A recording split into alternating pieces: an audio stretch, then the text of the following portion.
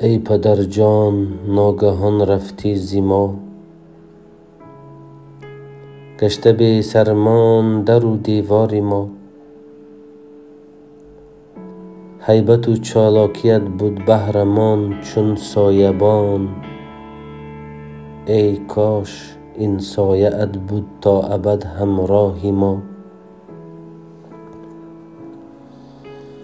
یاد دارم چهره های و خنده های تو، ولی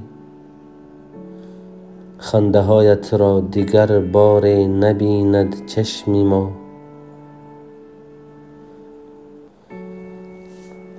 خانه هایت با وجودت بود قصری با حشم، چون تو رفتی گشت مکانت خانه اندوه ما.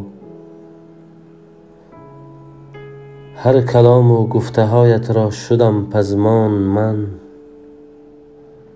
لیک افسوس گفته هایت را نیابد سمع ما. قدر او را حسن دین در زندگی دانست، لیک بعد مرگ ناکامی ها آید به یاد و مغز ما.